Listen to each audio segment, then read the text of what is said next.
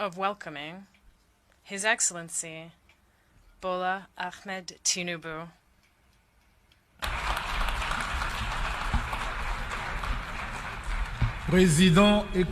President and Commander-in-Chief of the Armed Forces of the Federal Republic of Nigeria. And I invite him to take the floor.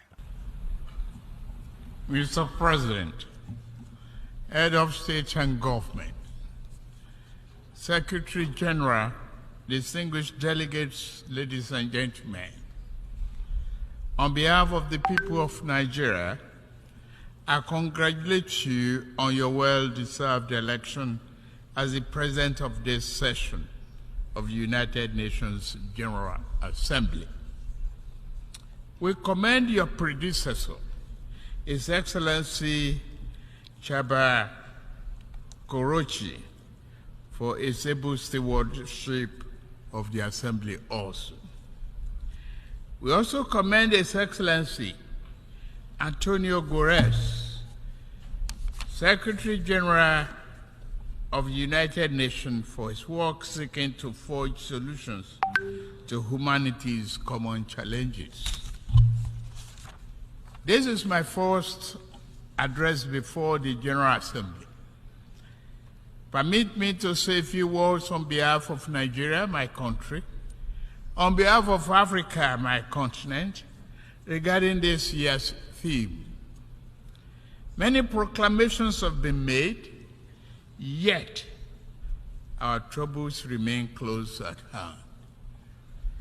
Failures in good governance have hindered Africa, but broken promises, unfair treatment, and outright exploitation from abroad have also exerted a heavy toll on our ability to progress. Given this long history, if this year's theme is to mean anything at all, it must mean something special and particular to Africa. In the aftermath of the Second World War, nations gathered in an attempt to rebuild their war-torn societies. A new global system was born, and this great body, the United Nations, was established as a symbol and protector of the aspiration and the finest ideas of humankind. Nations saw that it was in their own interest to help others exceed the rubbles and wasteland of war. Reliable and significant assistance allowed countries emaciated by war to grow into a strong and productive society.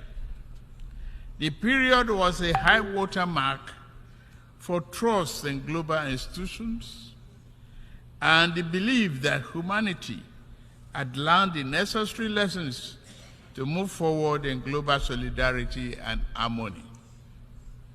Today, for several decades, Africa has been asking for the same level of political commitment and devotion of resource that described the Marshall Plan.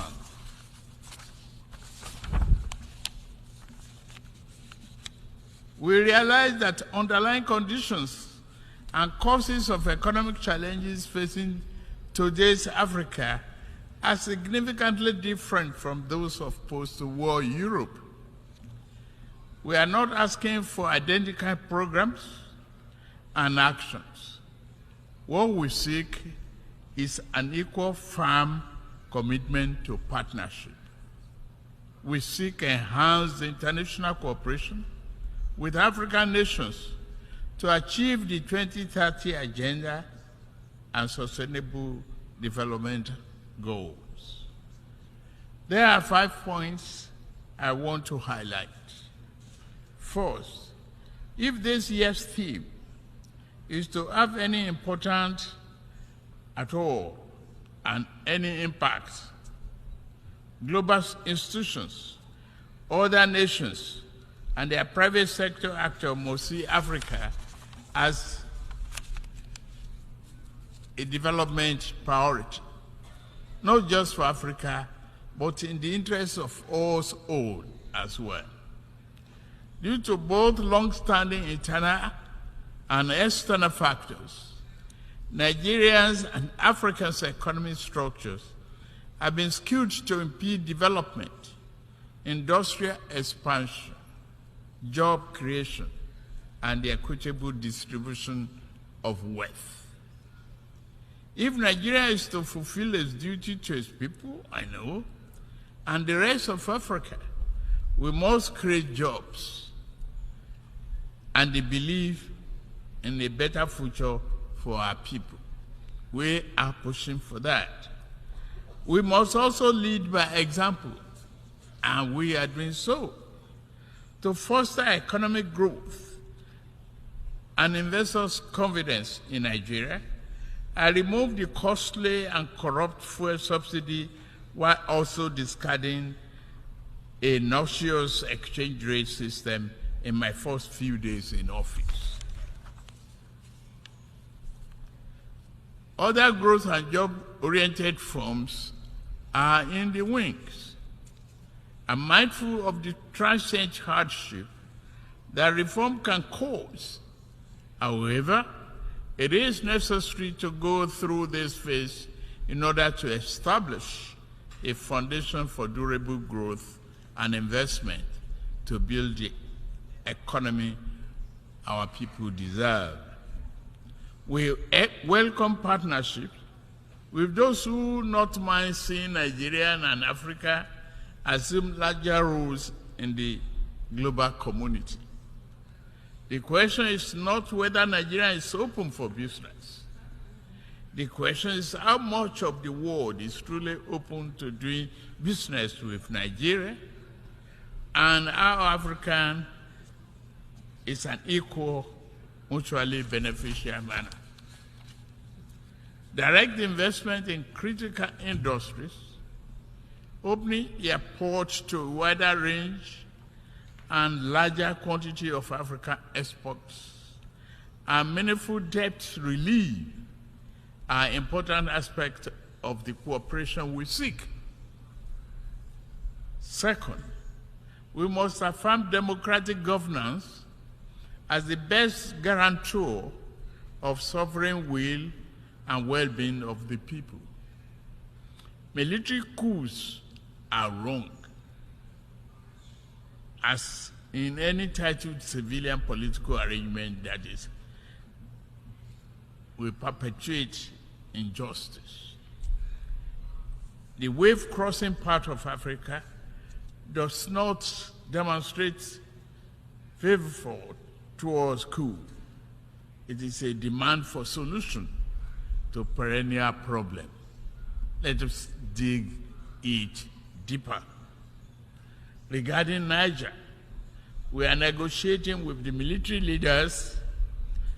As chairman of ECOWAS, I seek to help establish democratic governance in a manner that addresses the political economy challenges confronting that nation, including violent extremists who seek to foment instability in our region. I extend a hand of friendship to all of you who may genuinely support this mission for a democratic governance in that nation. This brings me to my third crucial point. Our entire region is locked in protracted battle against violent extremists. In the turmoil, a dark channel of inhuman commerce has formed. Along the route, everything is for sale. Men, women, and children are seen as chattel. Yet, thousands reach the Sahara, hot and sand, and the Mediterranean cold depths in search of a better life. At the same time, machineries and extremists with their lethal weapons and vile ideologies invade our region from the north. This harmful traffic undermines the peace and stability of the entire region. African nation will improve our economics so that our people do not risk their life to sweep the floors and streets of other nations. We also shall devote ourselves to disbanding extremist groups on our turf.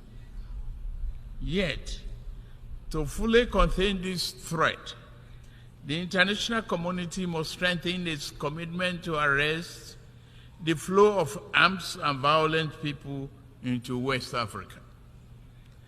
The fourth important aspect of this global trust and solidarity is to secure the continent's mineral-rich areas from plundering and conflicts.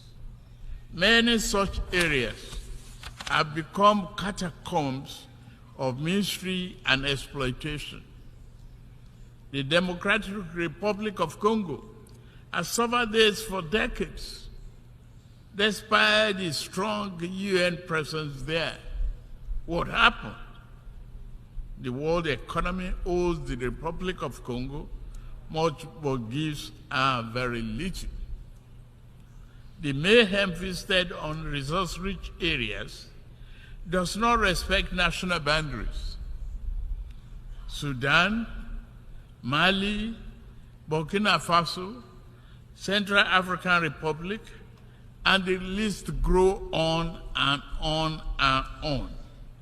The problem also knocks at Nigeria's door.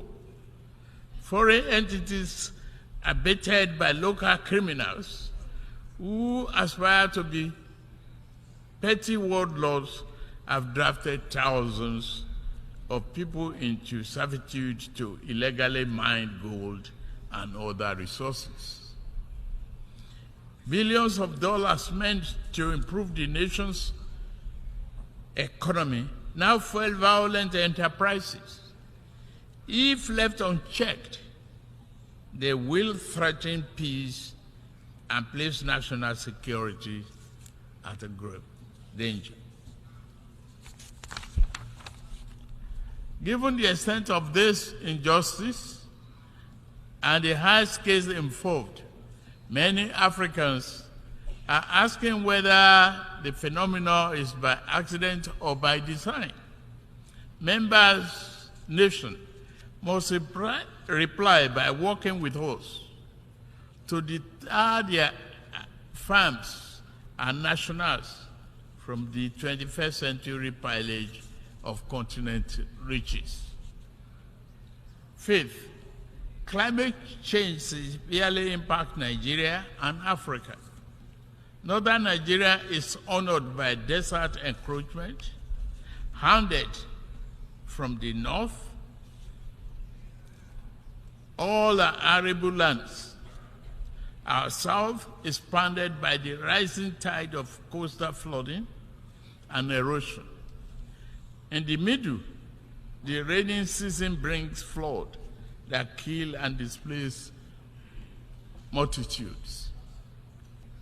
As I lament death at home, I also lament the grave loss of life in Morocco and Libya.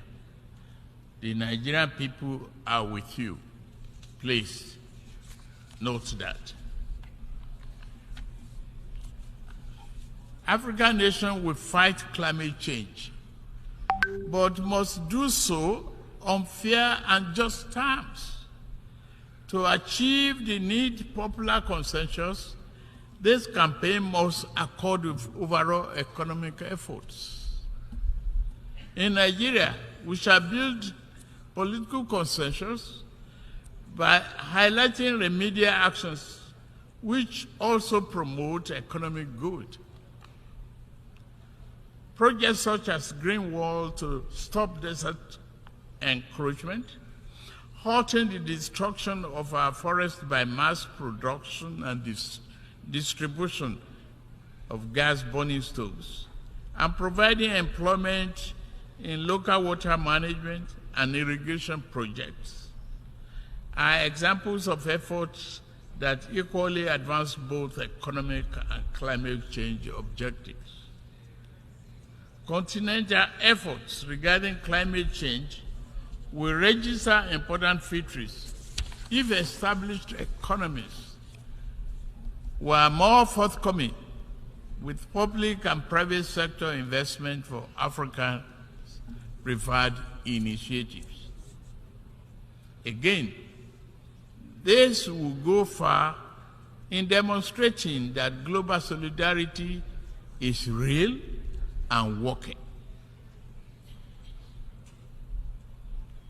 As I'm about to close, let me emphasize Nigeria's objective accord with the guiding principles of this world body: peace, security, human rights, and development. In fundamental ways, nature has been kind to Africa, given abundant land, resources, and creative and industrious people. Yet, man has too often been unkind to a fellow man, and this sad tendency has brought sustained hardship to Africa's doorstep. To keep faith with the tenets of this world to this body and the theme of this year's assembly, the poverty of nations must end. The pillage of one nation's resources by overreach of farms and people of stronger nations must end. The will of the people must be respected. This beautiful, generous, and forgiving planet must be protected.